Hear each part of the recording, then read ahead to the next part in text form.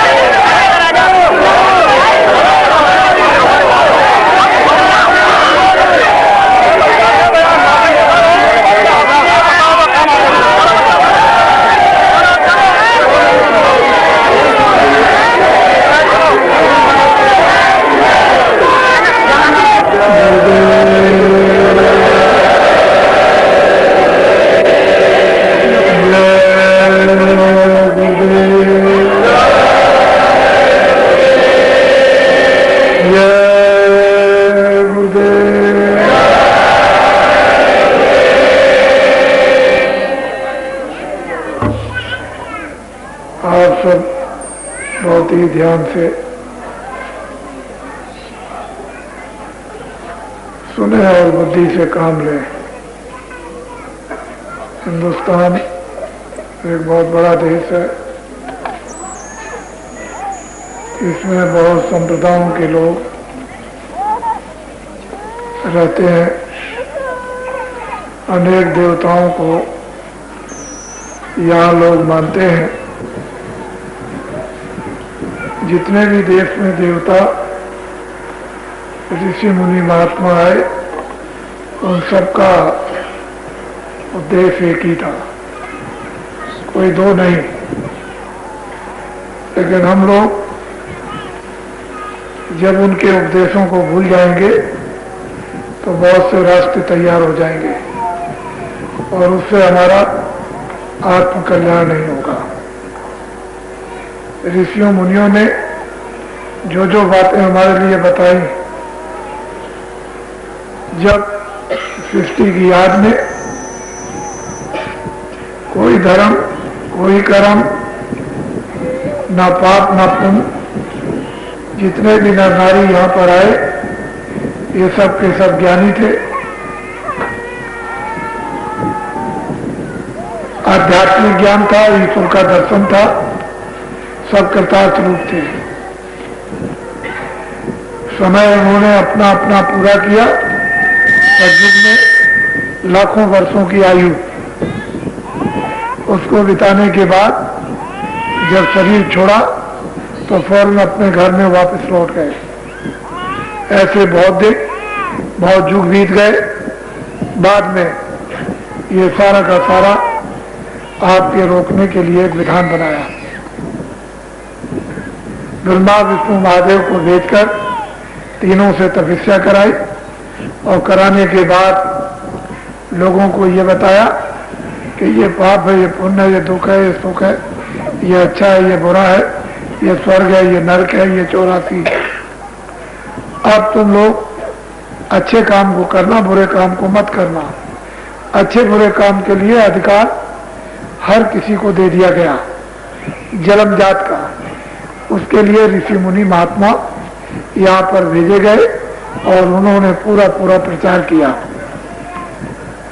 देखो देखो, बुरा कोई काम करना नहीं, अच्छा काम करना, तुमको जस मिलेगा, लोक कीर्ति मिलेगी, तुमको सुख मिलेगा, तुमको संसार का वैभव मिलेगा, ये सब उनको सुनाते सुनाते बहुत दिन बहुत समय व्यतीत हो गया। उसके बाद हम लोग धीरे धीरे करते अच्छे ही कर्म थे, बुरे नहीं, झूठ नहीं बोलना, धोखा नहीं देना, बेईमानी नहीं करना, चोरी नहीं करना, किसी को मारना पीटना नहीं, ये सब कुछ नहीं था, थे पुण्य कार्य। लेकिन धीरे धीरे पुण्य कार्यों का भी एक पर्दा है जो मन पर, जो बुद्धि पर, जो चित्त पर, अंतःकरण पर और जीवात्मा पर जमा होगा।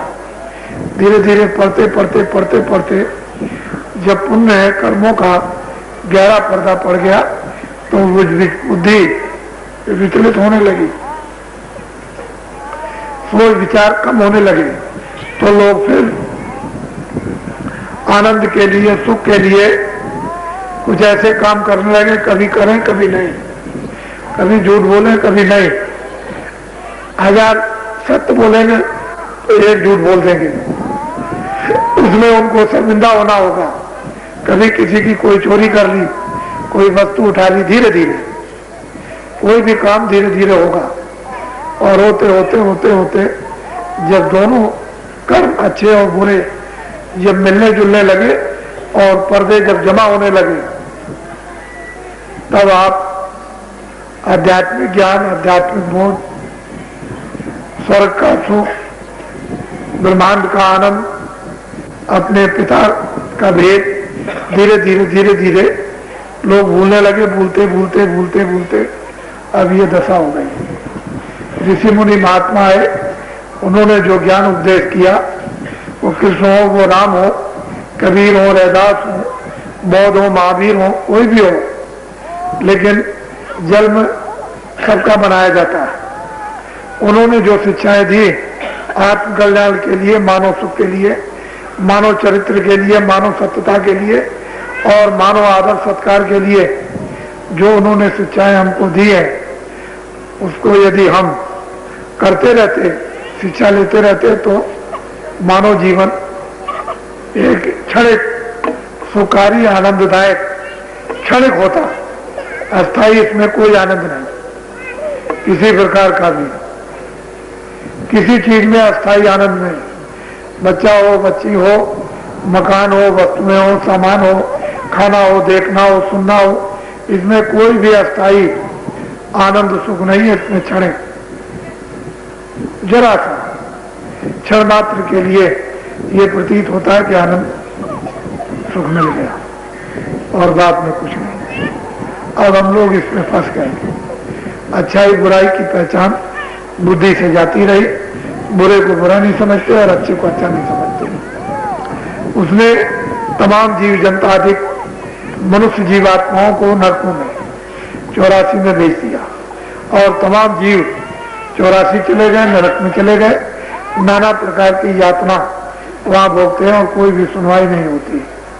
अब जो तीर्थ और व्रत और जन्म उत्सव जो आपके सामने रखे गए, वो इसीलिए कि आप उनको समझोगे, विवेक के साथ उनके अनुसार काम करोगे, इंद्रियों से कर्म करोगे, इंद्रियों से काम लोगे, तो फिर आप उस गंदगी को छोड़ोगे, बुरे काम को छोड़ोगे। उससे क्या होगा? मन साफ, बुद्धि साफ, चित्त साफ, अंतःकरण जीवात्मा पर मैल नहीं जाएगा। तो धीरे से कोई महात्मा, ऋषि मुनि, साधु, संत कोई मिल जाएंगे तो मनुष्य रूपी मंदिर में जो जीवात्मा कितने युगों से सो गई, जन्म मरण की पीड़ा में चिल्ला रही, तो रास्ता मिल जाएगा। धीरे से बाहर के अच्छे बुरे कर्मों से थोड़ा सा हटाकर मनुष्य रूपी मंदिर में उस दरवाजे पर जीवात्मा को बैठा देंगे। धीरे से अपनी शक्ति देकर कुछ वो करेगा, कुछ उसमें उत्साह होगा, कुछ प्रेम होगा, कुछ तड़प होगी, और धीरे से कुछ सहयोग देकर जीवात्मा को घाट पर जगा देंगे। जब ये जाग जाएगी तो इसमें चेतनता आ जाती है, प्रकाश आ जाता है, होश आ जाता है, ज्ञान आता है। बस यही हमारा सच्चा जन्म दिवस मनाया जाता है, जब जीवात्मा जाग जाए, होश में आ जाए, उसको ज्ञान हो जाए, उसको प्रकाश मिल जाए, वो खड़ी हो जाए और ऐसे दरवाजे पर खड़ी होकर उससे सच्चे आनंद, सच्चे सुख को लेने लगे, ये असल में जन्म दिवस है। हम उस चेतन सृष्टि में प्रवेश हो गए तो हम उन देवताओं को पहचान लेंगे जिनके आज हम जन्म दिवस या त्योहार जिनके मनाते हैं, वो पहचानने में आते हैं कि उन्होंने हमको क्या क्या उपदेश, क्या क्या शिक्षाएं हमको दी हैं और किन किन चीज़ों के लिए उन्होंने मना किया और किन चीज़ों के लिए उन्होंने कहा कि इसको ग्रहण करो। ये सब आकाश में उनके सब, उनकी वाणियाँ बराबर सुनने को, जितने भूमंडल पर लोग रह गए वो सब सुनने को उस दैविक मंडल पर मिलती हैं। लेकिन जब जीवात्मा के कान और जीवात्मा की दृष्टि जब खुल जाएगी और वो कान साफ हो जाएंगे, देववाणियों को सुनने लगेंगे, तो ये सब राज रहस्य इस पृथ्वी का सारा का सारा मालूम होता है कि कैसी कैसी पुण्य योग शक्तियां यहाँ आई, कैसी महान आत्माएं आई और कितनी उनके अंदर शक्ति थी, कितना ज्ञान था, कितना आनंद था, कितना प्रेम भरा हुआ था, कितना उनमें सदाचार था। ये सब कुछ तब मालूम होता है। उसी को कहते हैं त्रिकाल बोध, त्रिकाल ज्ञान, चारों युगों का, भूत भविष्य और वर्तमान, ये सब ज्ञान आगे पीछे और वर्तमान का होता है। तब फिर ये मालूम होता है कि वास्तव में मनुष्य शरीर कितना कीमती और अनमोल है और इस शरीर से हम लोगों को अपने जीवन काल के अंतर्गत क्या काम करना और क्या नहीं करना चाहिए था। तपस्या कोई चीज थी, सत्य कोई चीज थी, प्रेम कोई चीज, आदर कोई चीज था। ये सब मनुष्य के सद्गुण थे। इन सद्गुणों से मनुष्य का मानव घड़ा जब भरा रहता था तो बुद्धि में विवेक रहता था और आध्यात्मिक शक्ति जगाने में पूर्ण सहयोग मिलता था। महात्माओं की कृपा तत्काल हो जाती थी। फिर हम अपने जीवन काल में 24 घंटे में चारों युगों का परिवर्तन क्षणिक रूप में आता और जाता रहता। सतयुग का भी आएगा, त्रेता का भी आएगा, द्वापर का भी आएगा, कलयुग है ही। उन तीनों युगों का प्रादुर्भाव मानव रूपी मंदिर में जब तक होता रहेगा, जब तक इसमें जीवात्मा रहेगी। उन क्षणों को जिसमें सतयुग का प्रादुर्भाव होता है, यदि महात्मा मिल जाए तो काम बन जाए। त्रेता का प्रादुर्भाव होता है, महात्मा मिलने की जरूरत है। द्वापर का प्रादुर्भाव होता है, मनुष्य रूपी मंदिर में महात्मा मिलना चाहिए। कलयुग का साम्राज्य तो घोर है ही इस समय पर। वो तो कुछ नहीं बताने देता, कुछ सोचने नहीं देता, कुछ देखने नहीं देता, भले बुरे की पहचान नहीं करने देता। उसका तो पूरा पूरा राज है। अच्छे बुरे की पहचान हो नहीं पाती है। लेकिन मनुष्य रूपी मंदिर में चारों युगों के गुण, चारों युगों का विवेक इसमें बराबर आता रहता है। महात्मा मिलना चाहिए। जब वो महात्मा मिल जाते हैं तो इसी कलयुग में कबीर को चारों युगों का बोध, रैदास को चारों युगों का बोध, मीरा को चारों युगों का बोध, जितने भी महात्मा आए उनको चारों युगों का इसी कलयुग में बोध हुआ। उन्होंने योग स्थिति को, ज्ञान स्थिति को, योगेश्वर स्थिति को, साध स्थिति को, बोध को इसी कलयुग में उन्होंने चारों बोधों को प्राप्त किया। और प्राप्त करने के बाद सब मंडलों का भेद, सब ब्रह्मांडों का भेद, सब देवी देवताओं का भेद, सारे शरीरों का जो चार शरीर है, स्थूल, लिंग और सूक्ष्म और कारण, उन सब का भेद, उनमें क्या क्या है उनका भेद, ये सब कुछ उन्होंने एक अल्प आयु में 100 वर्ष के अंदर, अब तो 100 वर्ष भी पूरा नहीं जाता, 60 वर्ष 70 वर्ष बहुत ज्यादा, इसी के अंदर वृद्ध हो जाओ और चल बसो। हमारा सारा काम ज्यों का त्यों पड़ा हुआ संसार की इस क्षणिक माया में मन को, बुद्धि को, चित्त को, इंद्रियों को हमने इसमें फंसा दिया और इसी में अपना भाव जमा दिया। आस्था हमारी इसमें हो गई, इसलिए आपको बोध कैसे होगा? कलयुग में भी सत्य था, उसका भी बोध नहीं। त्रेता में भी त्याग था, सदाचार था, वैराग था, द्वापर में भी था, और सतयुग में तो सत्य था ही।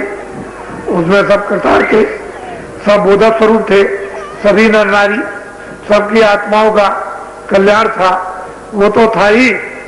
लेकिन इन तीनों युगों में, त्रेता, द्वापर, कलयुग, इसमें तो हमने अपने मन और बुद्धि को जब इन सब आसार वस्तुओं में लगा दिया तो हम उसके आदि बन गए, स्वभाव पड़ गया। अब हमारा मन, बुद्धि और चित्त इधर से हटता नहीं है। इसमें काम, इसमें क्रोध, इसमें लोभ, इसमें मोह, इसमें अहंकार, इसमें हम रत रहते हैं, ये समझने नहीं देते हैं।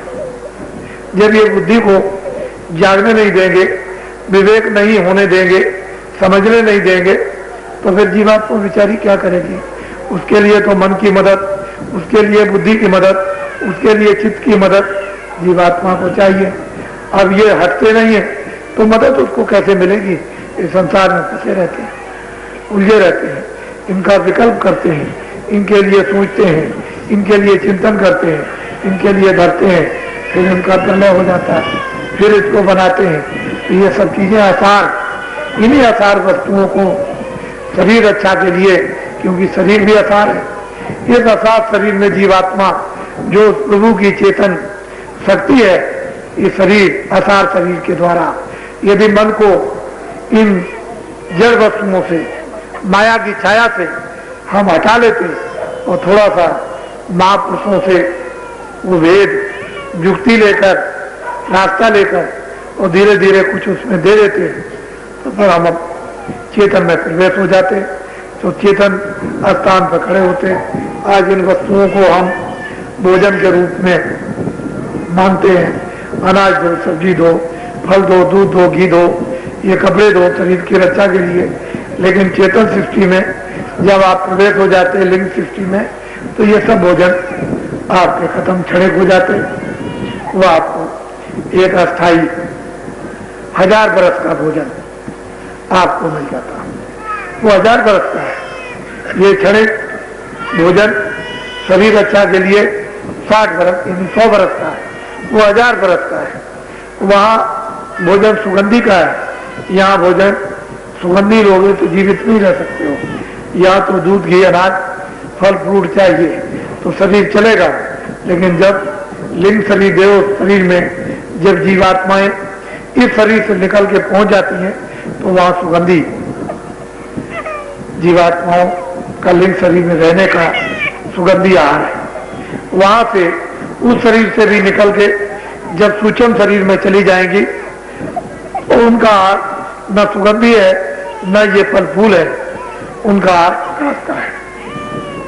वहां सूक्ष्म शरीर है, उससे भी जीवात्मा निकल जाएगी तो कारण शरीर में आहार जो है शब्द का है। शब्द बगैर ये जीवात्मा शरीर नहीं रह सकती है। तो कारण शरीर में लाख बरस की, सूक्ष्म शरीर में 10,000 बरस की उम्र, और लिंग शरीर में 1000 बरस की उम्र, और स्थूल ये पंचभौतिक शरीर में 100 बरस की आयु। इन सब के अलग अलग स्थान है, अलग अलग भोजन है, अलग अलग मंडल है, वहाँ अलग अलग इनके खेल आनंद अलग अलग है। यहाँ का आनंद क्षणिक अलग है, वो ऊपर का आनंद जो अस्थाई लिंग शरीर में वो अलग है, उसके सूक्ष्म शरीर में आनंद बिल्कुल अलग है, उसके बाद कारण शरीर में आनंद बिल्कुल अलग है, अलग अलग आनंद है। तो ऋषियों मुनियों ने जो आपको शिक्षा दी थी, कुछ लोगों ने सुना, कुछ लोगों ने माना, कुछ लोगों ने किया, कुछ लोगों ने पाया।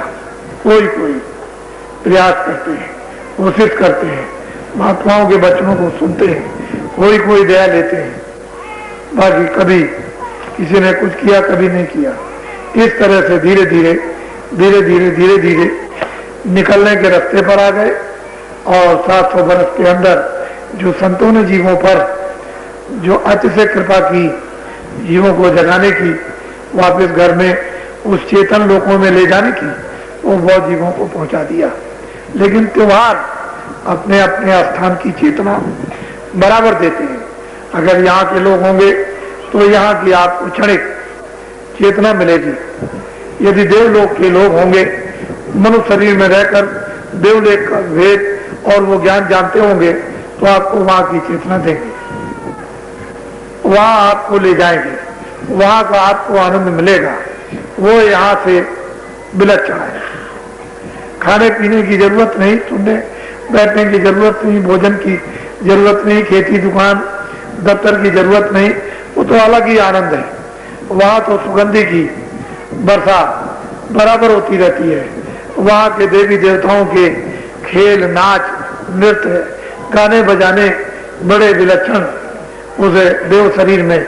वो बोलते हैं, देखते हैं, आपको भी देखते हैं, आपसे भी बोलते हैं, आप उनसे बोलते हो, प्रश्न उत्तर होते रहते हैं। उसके बाद सूक्ष्म शरीर के अलग हैं। जो सूक्ष्म शरीर के जो अलग हैं, वो ब्रह्मांड में रहने वाली जो जीवात्माएं, वो देवता नहीं कहते उनको, वो अलग है, उनका आनंद अलग है, उनके रहस्य लीला उनके अलग हैं, उनका खेल तमाशा अलग है। वहां पर इस तरह का प्रकाश है कि यहाँ जमीन पर सब सूरज घाट बना करके लगा दिए जाएं तो वहां का एक तारा ही बहुत है, सूरज की जरूरत नहीं। इतना प्रकाश, इतनी रोशनी, इतनी लाइट वहां है। और वो किस तरह के खेल और तमाशे और आनंद होते हैं। वहां का जन्म दिवस 24 घंटे क्षण क्षण पर होता रहता, मनाया जाता है। और जो जिस देश में, जिस लोक में जो जहां से आता है, वहां अब भी है, वो आया था आपको यहाँ से उठाने के लिए, और जो लोग उनके निकट में पहुंचे उनको उठाया। वो वहां लिंग शरीर में रहने वाले लिंग में रहते हैं, और सूक्ष्म शरीर में रहने वाले सूक्ष्म में रहते हैं, कारण शरीर में रहने वाले कारण में रहते हैं, और कारण से परे पहुंच जाते हैं, वो अलग रहते हैं। इन सब के अलग अलग ब्रह्मांड है, पार ब्रह्मांड, वो सतपथ है, अलग अलग है। लेकिन महात्माओं ने सबका भेद जाना और सबका बताया। संत सबका भेद जानते हैं, ऊपर से और नीचे तक, लेकिन संतों का भेद कोई नहीं जानता, उनको कोई पहचान नहीं सकता। वो बुद्धि से परे, आत्मा के ज्ञान से परे, वो लिंग ज्ञान से परे, वो सूक्ष्म ज्ञान से, ब्रह्मांड से परे, वो कारण ज्ञान से परे, और उसके परे, उससे भी परे।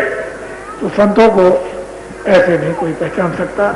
वो सीधे रहते हैं, साधे रहते हैं, कोई बनावट नहीं रहती, कोई आकर्षण नहीं रहता, कोई खिंचाव नहीं रहता, कोई शराब नहीं देते हैं, किसी तरह का कोई जादू चमत्कार नहीं दिखाते हैं। ये उनके यहाँ नहीं है। बस उनका काम यह है कि अंदर में जीवात्मा को जगाना और जीवात्मा को होश में लाकर उस प्रकाश में खड़ा करना, और जीवात्माओं को चमत्कार, बाहर से कोई चमत्कार, न कानों से न आंख से, आपको बाहर से कहीं कुछ नहीं। लेकिन जब जीवात्मा जाग जाएगी तो दिव्य नेत्र से और दिव्य कानों से फिर महापुरुषों के चमत्कार देखने को उस चेतन सृष्टि में मिलते हैं। इसलिए संतों को लोग नहीं पहचान सकते हैं, क्योंकि संतों ने चमत्कार का काम नहीं किया है। संतों ने भवसागर नदी से जीवात्माओं को पार उतारने का काम किया है, और उस घर में पहुंचा देते हैं जो अजर है, जो अमर है, जो चलायमान नहीं होता, जहां पहुंच करके कभी आओगे नहीं, कभी जन्मोगे नहीं, कभी मरोगे नहीं, न पाप में आओगे न पुण्य में आओगे, किसी तरह से भी कोई बंधन। पहुंचने के बाद इन जीवात्माओं का नहीं, वहां जीवात्माओं को ले जाकर अजर अनवर कर देते हैं, निर्बंधन सदैव के लिए यहाँ से कर देते हैं। अपने देश में जहाँ से जीवात्माएं आई वहीं पहुंच जाती।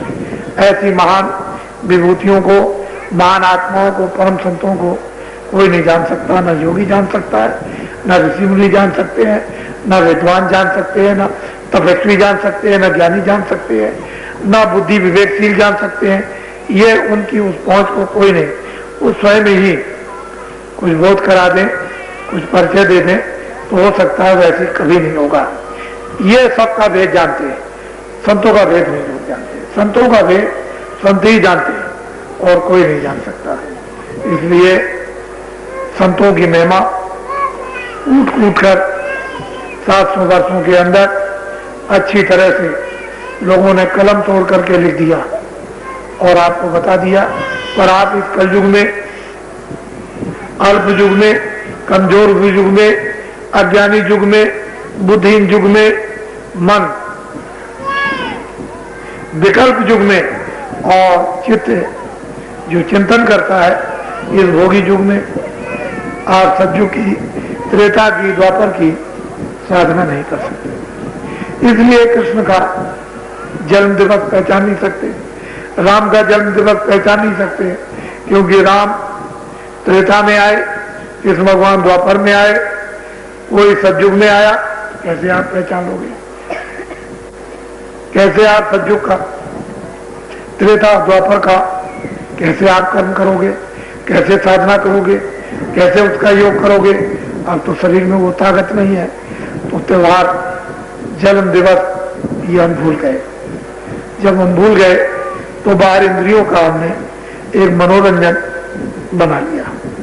मनोरंजन बस इंद्रियों का लेकर चढ़े और घर में आ जाते हैं, बस इतना ही काम रह गया। बाकी आत्म कल्याण का नहीं, उनसे मिलने का नहीं, उनकी शक्ति का परिचय नहीं, शक्ति लेने का नहीं, उस ज्ञान को लेने का नहीं, उस आनंद को लेने का नहीं, वो मुक्ति के लिए नहीं, वो मतलब स्वर्ग वैकुंठ के लिए नहीं, वो मोक्ष के लिए नहीं, मनोरंजन, शारीरिक क्षण, इसी में फंस गए। इसकी वजह से हम उन अच्छे कर्मों को भी नहीं पहचान पाते हैं कि जिससे बुद्धि विवेक में आकर बुरे काम को छोड़ देती, अच्छे काम में आरूं लग जाती है और बराबर बुद्धि से अच्छे बुरे तो वो काम सब छूट गए। और यही वजह है कि तीर्थों में उल्टा रूप, उल्टा प्रभाव ये तीर्थों का पड़ गया। तीर्थों के उद्देश्य अपनी जगह पर है, लेकिन प्रभाव मनुष्य के लिए उल्टा हुआ। भोगी हो गया, रोगी हो गया, बीमार हो गया, मन का रोगी हो गया, इंद्रियों का रोगी, शरीर का रोगी हो गया, बुद्धि का रोगी हो गया, अज्ञान में आ गया। ये उल्टा प्रभाव पड़ा। जिन तीर्थों में जाकर, जिन धर्म स्थानों पर जाकर, जिन देवताओं के व्रतों को मानकर या जिन जल उत्सवों को मानकर हम लोगों को वास्तव में वो जागरण करना चाहिए था, जिससे हम परम पद पा जाते, हमको अपना घर मिल जाता और हम शांति, उस ज्ञान को प्राप्त करते और जन्म मरण के दुख पीड़ा से छूट जाते, 84 नरकों की यातनाओं से छुटकारा हो जाता। वो तो हमने कोई काम किया नहीं। अब तो आपको ये सोचना होगा कि मैं आश्रम पर नवंबर के महीने से हूं। ऐसे ही 2-4 दिन के लिए कभी निकल के चला गया और किसी को थोड़ा बहुत आध्यात्मिक धर्म उपदेश सुना दिया, लेकिन हम अब की बात विशेषकर आश्रम पर ही है। इतना मैं पहले कभी नहीं रहा जितना आपकी मुझे रहने का अवसर मिला। और जब आदेश मिला कि इस समय आश्रम पर रहो, तो मैं आश्रम पर रह गया। कोई बात है, कोई रहस्य है, कोई भेद जरूर है जो चुप होकर के आश्रम पर रह रहा हूं।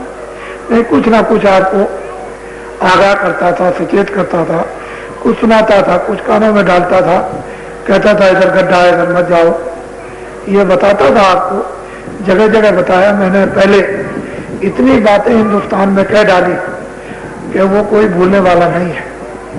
और वो चीजें जो सुनाई गई हैं, जो संदेश दिया गया, जो सुनाया गया, उसमें कोई हेर फेर भी होने वाला नहीं। वो तो आज से भी सुनाई जाएगी, आज भी लागू होगी और कल भी लागू होगी, 2 महीने में, 10 बरस में भी और 20 बरस में भी और 50 बरस में भी लागू होगी और कलयुग में भी और द्वापर में भी और त्रेता में और सतयुग में भी लागू होगी। ऐसी चीजें सुनाई जाती हैं। लेकिन तुम्हारी बुद्धि में जब विवेक हो तब तो तुम समझो कि क्या महीने की है, क्या बरस की है, क्या जुग की है, किस जुग की है, तो चुप हो गया। लेकिन ये अच्छा नहीं। ऐसा सुना गया है महापुरुषों के वचनों द्वारा कि जब महात्मा चुप हो जाते हैं तो कोई खतरा होने वाला है। महात्मा जब धर्म पुस्तकों में भी लिखा हुआ कि महात्माओं को चुप नहीं रहने देना चाहिए, कुछ ना कुछ उनसे सुनते रहना चाहिए, उनको चुप बैठने नहीं देना चाहिए। जब आप चुप बैठ जाने देंगे, उनकी बात नहीं सुनेंगे, तब चुप हो जाएंगे। ध्यान में नहीं देंगे तो चुप हो जाएंगे, अवहेलना करेंगे तो चुप हो जाएंगे, तिरस्कार करेंगे तो चुप हो जाएंगे, निंदा करेंगे तो चुप हो जाएंगे, मस्करी करेंगे चुप हो जाएंगे। लेकिन जब सुनने के लिए उनकी हर बातों को आतुर रहोगे तो चुप नहीं बैठ सकते। ऐसा किताबों में लिखा हुआ और महात्माओं के वाक्यों से ऐसा सुना गया है कि महात्मा जब चुप होते हैं तो कोई घटना घटने वाली होती है। इसलिए मुझे जो आदेश मिला कि 16 महीने तक धर्म उपदेश कर सकते हो, आध्यात्मिक उपदेश कर सकते हो, साधना उपदेश कर सकते हो, भजन उपदेश कर सकते हो, ध्यान उपदेश कर सकते हो, सुमरन उपदेश कर सकते हो, अच्छाई बुराई को उसके साथ बता सकते हो, लेकिन 16 महीने तक भविष्य का उपदेश नहीं कर सकते। तो इस मामले में तो मैं चुप हो गया हूं। बाकी जब मुझे ये आदेश है कि आध्यात्मिक उपदेश करो, तो मैं आपको फिर से याद करने के लिए, क्योंकि बहुत से लोग नहीं सुन पाते, इनको सत्संग सुनने का मौका नहीं मिलता। ये जो शरीर है, ये आंखों के सामने, ये आपकी जो ये 2 आंखें हैं, यहाँ तक ये पिंड यानी शरीर का अंतिम नाका है। जल, पृथ्वी, अग्नि, वायु, आकाश 5 तक इसका ये आखिरी नाका है। इसी का आपको ये शरीर मिला हुआ, और ये जीवात्मा दोनों आंखों के बीचों बीच अंदर में बैठी है, उसका हृदय ये। और जीवात्मा का इतना विशाल हृदय कि जितना ये विश्व है उसका ये आकाश, उससे करोड़ों गुना अंदर में आकाश है। ये जीवात्माओं का हृदय, मन का हृदय ये यहाँ पर मन बैठकर जगत का संकल्प विकल्प करता है, उसका स्थान ये है मन का, और जीवात्मा का स्थान ये है। और जीवात्मा यहाँ बैठी हुई है, उसकी आंख नीचे को हो गई, नीचे की तरफ। तो जितना भी जीवात्मा का प्रकाश और जितनी जीवात्मा के साथ उस प्रकाश के साथ शक्ति और उसका जो आनंद, उसका जो ज्ञान था, वो जड़ में मिश्रित हो गया, मिल गया। अब वो इसमें मिल गया, फिर आपने इंद्रियों से, मन से, बुद्धि से, आंख से, कान से, नाक से, हाथ से, पैर से जो आपने कर्म किए, उसका आवरण गंदगी का वो मन पर, बुद्धि पर, चित्त पर, अंतःकरण पर, जीवात्मा पर लेप चढ़ गया। तो जीवात्मा उस गंदगी के लेप से ढक गई। अब वो यहाँ पर इस नाके पर बैठी है। ये पिंड का, शरीर का, ये इसकी हद है, सीमा है यहाँ से। तो महात्माओं ने नीचे का, कंठ का, हृदय का, नाभि का, इंद्री का, गुदा द्वार की कोई साधना इस कलयुग में निषेध कर दी। इससे कोई लाभ नहीं, ना गुदा चक्र से, ना इंद्री द्वार से, ना नाभि से, ना हृदय से, ना कंठ से, ये कोई साधना नहीं। अब कलयुग में सुलभ, आसान और सीधी और ऊंची बस यही से कि मन को इस प्रपंच से, बुद्धि को, चित्त को इस जड़ता से, इस छाया से 2 मिनट के लिए, 10 मिनट के लिए, 15 मिनट के लिए इधर से समय ध्यान और भजन के हटा लो, और आंख बंद करो। इस तरह से आंख बंद करके या कान बंद करके तुम धीरे से मन को और बुद्धि को और चित्त को सामने बिल्कुल सीधा उस जीवात्मा के आंख के साथ लगाओ, उसके साथ में जोड़ दो। तो जीवात्मा में इतनी तेज धार है सफाई करने की, इसके पास जादू है कि चाहे जितना भी मैला पार का पार लगाओ, लेकिन जब इस तरह से ये अपना काम करने लगेगी, इस तरह से खड़ी हो जाएगी और मन और बुद्धि और चित्त इसी दृष्टि के साथ काम देंगे तो ये झाड़ू लगाती चली जाएगी। पूरे आकाश के कूड़े कचड़े को ये साफ कर देगी एकदम।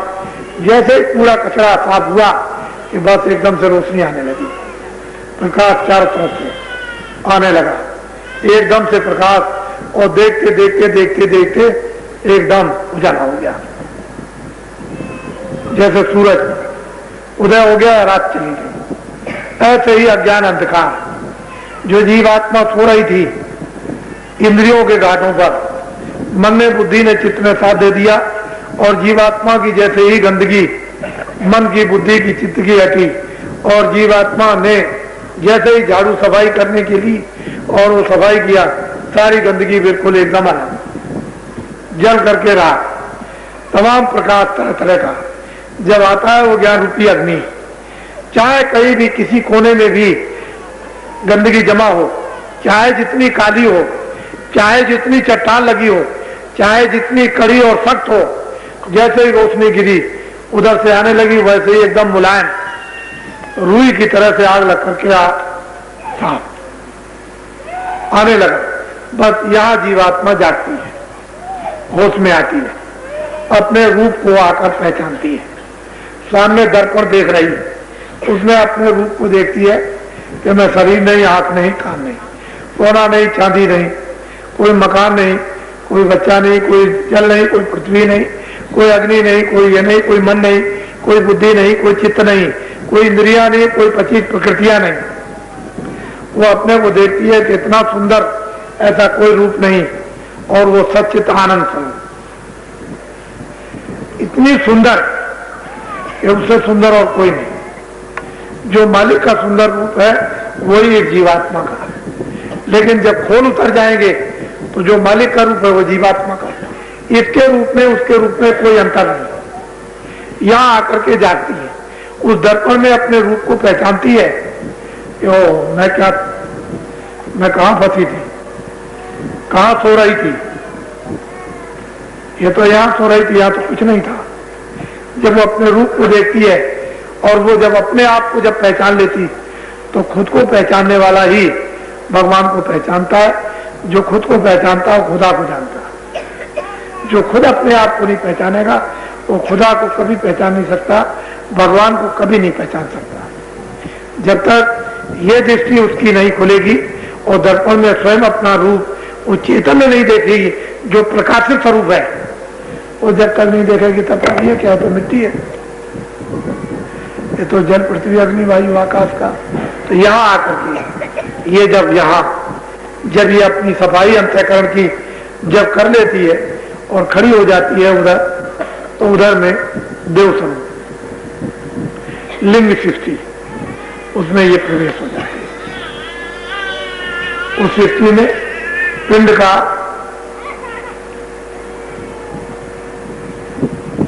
पिंड की सीमा समाप्त हुई। उधर खड़े होकर के अपने को देखती है कि यह शरीर जल पड़ा है, ये जमीन पर लेटा हुआ बैठा हुआ, कोई बैठा हो कोई लेटा हो, वो खुद अपने शरीर को देखती है कि पड़ा मृतक शरीर है, और वो घूमती रहती है वहां उन देवताओं के साथ, लेकिन उस पर दृष्टि रखे हुए और फौरन उसके अंदर प्रवेश हो जाती है। बहुत से साधकों को लोगों ने देखा कि शरीर छोड़ दिया।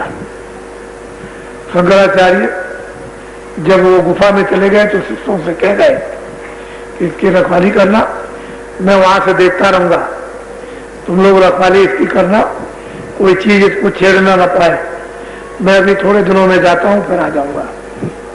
तो गए एक राजा के शरीर में जो मर गया था, उसमें प्रवेश हो गए वहां जय जयकार होने लगी कि राजा मर गया था, जिंदा हो गया। और पूरा गृहस्थी का अनुभव करने के बाद फिर उसके बाद शरीर छोड़ दिया और फिर इसमें प्रवेश हो गया करके और खड़े हो गए। ऐसे ही साधक शरीर से अलग हो जाते हैं और उधर में भ्रमण करते हैं। भ्रमण करने के बाद देखते रहते हैं, फिर प्रवेश कर लेते हैं। यही हाल जब वो लिंग शरीर को छोड़ती है, सूक्ष्म शरीर में जाती है, तो दोनों शरीरों को देखती है कि ये हमारा पड़ा हुआ लिंग शरीर और ये स्थूल शरीर, उसको देख रही है। दोनों को देखती है कि लिंग भी पड़ा और स्थूल भी पड़ा। उस लिंग में प्रवेश हो गई और फिर स्थूल में आ गई। उसके बाद जब सूक्ष्म शरीर छोड़ दिया और कारण शरीर में गई, तो कारण शरीर में जाकर के सूक्ष्म शरीर को भी देख रही है, लिंग को और स्थूल को भी देख रही है। जब कारण शरीर के परे चली गई तो चारों शरीरों को देखती है। कारण भी देखती है, सूक्ष्म भी देखती है, लिंग भी देखती है, स्थूल भी देखती है कि ये चारों शरीर इनको मैं छोड़ करके आया, और प्रवेश होती चली आती। एक में प्रवेश हुई, दूसरा, दूसरे में तीसरा, तीसरे में चौथा। इस तरह से फिर उसकी गति निकलने की, आने की, जाने की, आने की, जाने की, उसकी गति हो जाती है, क्षण भी नहीं लगते आने और जाने में। जैसे आद में आई थी उसी तरह से निकल के फिर चली गई, फिर चली आई, फिर चली गई। शरीर तो समय से ही छोड़ेगी, वो तो श्वासें हैं, बराबर वो चलती रहती हैं। वहां पर वो श्वासें, उसका एक खजाना है, वो तो समय से ही शरीर छोड़ेगी, लेकिन बराबर आएगी और जाएगी। जब तक अपना बोध नहीं होगा तब तक कोई जन्म किसी का आप पहचान नहीं सकते। उसको बहुत हमने भी देखे, हम भी साधु महात्माओं में घूमते रहे, मथुरा में, काशी में हम भी गए, बहुत कुछ देखा अयोध्या में, चारों तरफ महात्माओं में घूमे। लेकिन यह है कि घूमना और समय खराब करना। जब कुछ मिलेगा महात्मा की खोज करोगे तब कुछ मिल जाएगा, मिलेगा। गंगा में, घर में समुद्र है, घर में गंगा बह रही, घाटी पे सब कुछ है, सब नदियां हैं, घाट पर सर्व देवता घाटी पे रहते हैं, लेकिन घाट नहीं मिला तो कुछ नहीं मिलेगा। मनुष्य रूप भी ये मंदिर है, यहाँ सब देवता उस मंदिर में हाजिरी देते हैं, लेकिन आप कभी उस मंदिर में बैठ नहीं पाए, प्रवेश नहीं हो पाए, तो मंदिर का जो निवास करने वाला देवता मिले कैसे, उसका दर्शन कैसे हो? क्योंकि आपकी आंख बंद पड़ी रही। तो इसलिए मैं और तो कुछ नहीं कहूँगा, दर्शन करने के लिए आपका चला आया, और जब वो वक्त और समय आएगा तो लोग इसी उपदेश को किस बात से, किस प्रेम से, किस श्रद्धा से, किस लगन से, किस एकता से, किस तलब से सुनेंगे, वो तो आपको आगे चल के भविष्य में ये दृश्य दिखाई आपको देगा। मैं मथुरा आश्रम पर इस समय पर रह रहा हूँ, सोचा कि चलो कुछ शारीरिक कोई सेवा शरीर से हो जाए। तो एक बहुत बड़ा अस्पताल है, जिस जमीन पर रहता हूँ वहां कृष्ण भगवान गौएं चराया करते थे। बालकपन में ही गौएं चराई जाती है, जब लोग जवान और वृद्ध हो जाते हैं तो और काम करते हैं, लेकिन बालक ही गौओं को चराते थे। वो वही स्थान है जहाँ आपका आश्रम है, वो प्राचीन स्थान है। वहां न मालूम क्या उनका शराब था या उनकी दया नहीं थी, क्या था। वहां जो मधुबन है वो खारा पानी है। 1.5 किलोमीटर 2 किलोमीटर गांव के उधर और बाकी 1.5 किलोमीटर इधर, और बाकी पूरा का पूरा चारों तरफ गांव खारा। उससे दाल और सब्जी भी नहीं गलती है, खारा पानी है।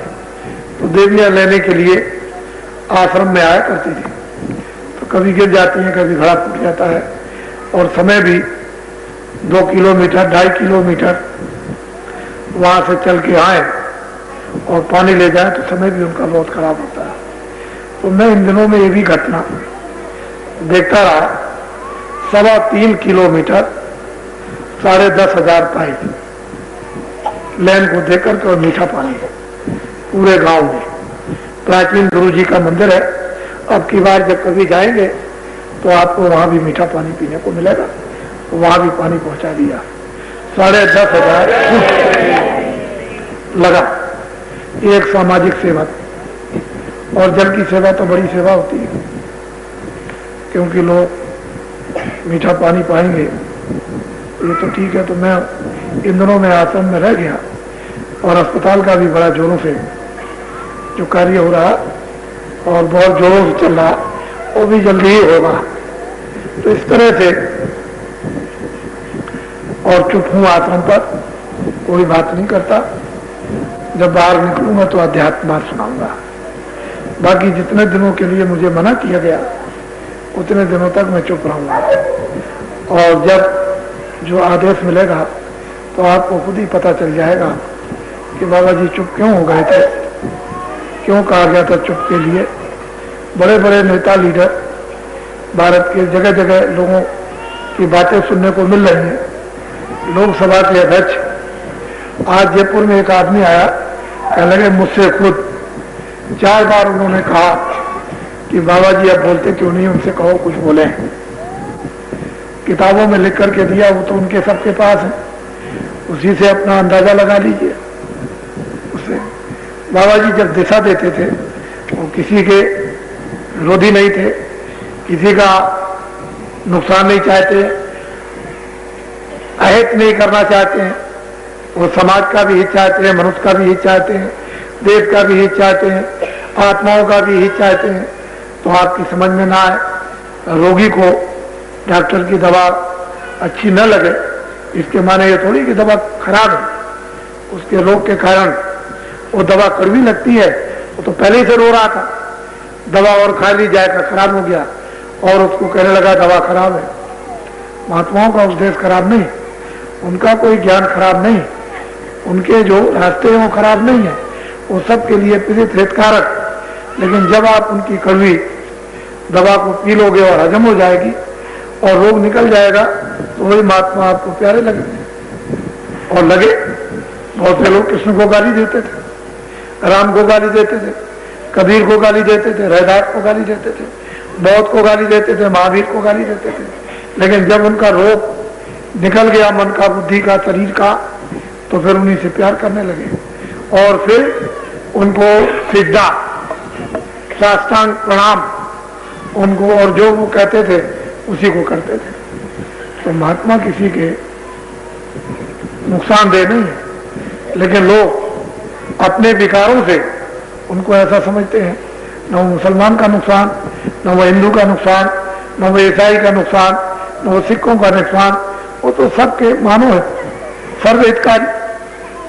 वो तो मनुष्य से प्रेम करते हैं।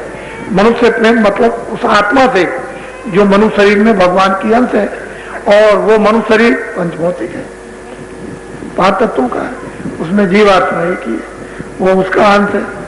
उससे प्रेम करते हैं, उसको निकालना चाहते हैं, उसका हित उपकार करना चाहते हैं। लेकिन तुमने जो कूड़ा कचरा जो डाल रखा है उससे जो बदबू आ रही और अज्ञान, बुद्धि अज्ञान में आ गई, इससे समझते हो कि वो हमारा नुकसान करते होंगे। तो बहुत लोग कहते हैं कि बाबा जी से कहो कुछ कहें कि कैसा समय आएगा, आगे कैसा होगा, क्या होगा, क्या नहीं होगा। अरे भाई उन्हीं बातों को याद करो जो कह दिया, उतनी बातें याद रखो। अभी तो बहुत कुछ जो कहा गया उसमें से बाकी है, उसी को ध्यान में रखो, उसी का इंतजार करो, तो वो तो सब आपके सामने आएगा। उसके अभी कहने की जरूरत नहीं है। बहुत अच्छा आपने दर्शन दिया। और इसमें अभी भंडारा 18 तारीख से दिसंबर में मथुरा में होगा। बीच में मान लो कोई चला जाए, किसी का समय पूरा हो जाए, कोई बच्चा हो, कोई बच्ची हो, कोई वृद्ध हो, कोई जवान हो, समय उसका पूरा हो जाए, क्योंकि श्वासों की पूंजी है और वो वहां तक नहीं जा सकता, तो उसके लिए मैं वो उपाय बता देता हूं, उसको ध्यान में रखेंगे। मैंने जय गुरुदेव नाम ये सिद्ध किया, इसको पकाया, इसको जगाया, इसकी इजाजत मिल चुकी है। वो जो इजाजत जो आदेश जो हुक्म मालिक का हुआ कि इस नाम से लोगों को जगाओ, तो जगाता हूं, मेरा नाम तो नहीं, ये तो उसका नाम है। तो जब कभी ऐसा समय आ जाए, कोई बीमार पड़े, अचेत होने लगे, कोई न सुने, कोई न देखे, तो आपको घबराने की जरूरत नहीं है। उसके कान पर वो लगाकर जय गुरुदेव बोलो, तो सुनने भी लगेगा और थोड़े समय काल के लिए देखने भी लगेगा और कुछ बोल भी देगा। तो तुमको जो कुछ भी 2, 4, 5, 10 मिनट 15 मिनट पूछना पाछना हो या वो कुछ कहे आपसे, तो उसको आप सुने, और कुछ कह भी दे तो वो सुने और देखे और कहे।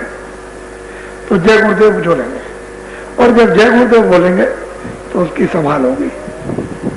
सुमरन, ध्यान, भजन, अन्य कोई शारीरिक सेवा, कोई भी आप जल की, अनाज की, कपड़े की, कोई और सेवा आप जो करते हो इधर उधर, उन सबका एक ही काम है कि इस समय पर हमारे काम आ जाए। जब ये काम आए, ये इसीलिए सुमरन, ध्यान, भजन किया जाता है कि जब वो वक्त आएगा तो हमारे काम आ जाए, उस समय पर हमारी रक्षा करे, पीड़ा से बचाए, जन्म मरण के दुख से बचाए, 84 से बचाए, हम बेहोश हो गए, हम होश में ले आए। तो जब आप जय गुरुदेव बोलोगे तो होश में आ जाओगे, बाहर भी होश रहेगा, अंदर भी होश हो जाएगा, दोनों तरफ होश में आ जाओगे। तो कोई घबराने की जरूरत नहीं, दवा दारू दे दो, उसके लिए इनकार नहीं करते हैं, डॉक्टर बुला करके दवा दे सकते दे, लेकिन दवा ना काम करे तो जबरदस्ती मत करो। ऐसे वक्त में थोड़ा इंतजार करो कि अगर उसका समय जाने का है तो थोड़ा इंतजार कर लो, समय जाने का नहीं तो नहीं जाएगा, लेकिन तुम उसको इंजेक्शन लगाओ और कोई मुसीबत करो और आफत में डालो तो वो ठीक नहीं। थोड़ा इंतजार करो, जाने वाला नहीं होगा, अपनी जगह लौट जाएगा, लेकिन जो जाने वाला होगा वो रुक नहीं सकता। तो इंतजार कर लोगे तो दोनों चीजें समझ में आएंगी कि भाई जाने वाला है कि नहीं जाने वाला। लेकिन तुम जबरदस्ती दवा पे दवा, दवा पे दवा, इंजेक्शन पे इंजेक्शन तुम जब लगाते हो तो उसकी दुर्दशा कर देते हो, जो होश में आए और बेहोश हो जाए, होश ना आ सके उसको। तो ये सब चीजें समय पर इसलिए बताई जाती हैं कि आप इनको काम ले लोगे, और जब इन सब चीजों से जब आपको अनुभव होगा, इम्तिहान लोगे और उस इम्तिहान की जब समझ आएगी तो जल्दबाजी नहीं करोगे, न बच्चे के साथ, न स्त्री के साथ, न पति के साथ, न किसी और किसी के साथ। फिर तो आप तो जो चीज आपको दे रहे हैं उसको आप ध्यान में रखो, ये बहुत बड़ी चीज है ये। तो इसलिए मैं फिर कहूंगा, लोग शराब मत पिए, शराब पीना ये अच्छी चीज नहीं है। जो लोग, क्योंकि अच्छे आदमियों की आज भी जरूरत है, घर में भी जरूरत है, समाज में भी जरूरत है, देश में भी जरूरत है। अच्छा, न बुरे आदमी सदाचारी बनाते हैं, न त्यागी बनाते हैं, न सत्यवादी बनाते हैं। बुरे आदमी तो जो काम करते हैं वो जो करते ही, उससे क्या होता है वो तो आपको मालूम, लेकिन अच्छे लोगों की जरूरत है। वो वक्त, उस समय उसका सबको इंतजार करना, मजबूरन करना पड़ेगा, बेबस होकर, लाचार होकर के करना पड़ेगा। अच्छे आदमी आओ, पुकार करनी पड़ेगी, अच्छे लोग आओ, त्यागी लोग आओ, तपस्वी लोग आओ, दानी लोग आओ, वीर लोग आओ, सत्यवादी लोग आओ, चरित्रमान लोग आओ, समझ गए, उदार लोग आ जाओ, समझ गए। अच्छे तो वो तो पुकार लोगों को करनी पड़ेगी, चीजें आज सब मौजूद है, लेकिन उसकी आज इज्जत नहीं। अच्छे लोगों की, ऐसा नहीं कि अच्छे नहीं है, अच्छे हैं, लेकिन आप उनकी इज्जत नहीं है, उनकी पहचान नहीं, उनका सम्मान नहीं। इसलिए ऐसा नहीं कोई एकदम से गिर पड़ेगा, ऐसी बात नहीं है, यहाँ है, लेकिन वो जब तुम्हारी पुकार होगी तो सामने खड़े कर दिए जाएंगे, एक के पीछे लाखों, लाखों के पीछे करो, चल पड़ेंगे एक बार की, चल देंगे, वो तो भगदड़ मचेगी, बड़ी भाग होगी उस समय पर। आप देखिएगा और कहिएगा कि हाँ देखिए कैसी भाग मचती है। तो बोलो जय गुरुदेव। अब आप लोग ये बात सीखा करो कि जब कभी यहाँ बैठे हो तो बैठे रहो और खड़े हो तो अपनी जगह खड़े हो, ताकि सबका दर्शन हो जाए। और उस समय पर कोई अगर आपके लाभ के लिए कुछ कराना हो तो वो भी करा दिया जाए। ऐसे आप धक्कम धुक्का जब आप करोगे तो जो लाभ पहुंचाना चाहते हो नहीं होगा, तो गलती आपकी हो जाएगी। हमारी तरफ से कोई गलती नहीं, हम तो देने के लिए आए। आपको ऐसी चीज दी जाए जो पैसों से भी ना मिले, मकान से जमीन से ना मिले और सामान से ना मिले, लेकिन आप उसको लो ना तो हम क्या करें। हम देना चाहते हैं, आप फेंकना चाहते हो। तो इसलिए ये चीजें सीखनी पड़ेगी और लोग इसको सिखाएंगे। अब की बात जब कभी आएंगे तो ये सब चीजें किसी भी त्योहार पर या किसी जन्म उत्सव पर कोई किसी का हो, वो तो चीज तो सबकी एक ही है, उसमें कोई फर्क नहीं है। लेकिन ये है कि तुमने अपनी बुद्धि की गांठ बांध रखी है, इसलिए तुम ऐसा समझते हो। लेकिन उधर जाओ अंदर में तो उधर तो एक ही बात है, उधर तो दो कुछ नहीं है। इसलिए सूरज के सामने खड़े हो दो क्या है, तो एक सूरज है। चंद्रमा के सामने खड़े हो तो एक ही बात है। पानी में कूद पड़ो क्या है मतलब ये। तो ये बातें सब चीजें आपकी समझ में आनी चाहिए। लेकिन जकड़ रहेगी तो आप कुछ कहोगे, कुछ समझोगे, कुछ करोगे, तीनों चीजें अलग हो जाएंगी। कहोगे कुछ, समझोगे कुछ, करोगे कुछ, फायदा कुछ नहीं होगा। मेहनत वैसी की बेकार में। वो कोलू का एक बैल होता है जो कमरे के अंदर चलता है और आंख बांध दी जाती है, बस जोर से उसके 2-4 डंडे मार दिए, बस वो चलता रहता है, चलता रहता है। फिर 2-3 घंटे के बाद आया, फिर 2-4 मार दिए, तो वो चलता रहता है। वो ये समझता है कि मेरे पीछे चल रहा, डंडा मार देगा। और वो 12 साल तक बराबर उसी कमरे में चलता रहा, लेकिन रहा वहीं का वहीं, गया कहीं नहीं, कमरे का कमरे ही में रहा। पट्टी वैसी बनी रही, अंधा का अंधा ही रहा। तो ऐसा काम मत करो कि वहीं चलते रहो आंख बांध करके, और वैसे ही मतलब ये। तो जिस चीज के लिए मेहनत की जाती है देने के लिए, उसको जय गुरुदेव।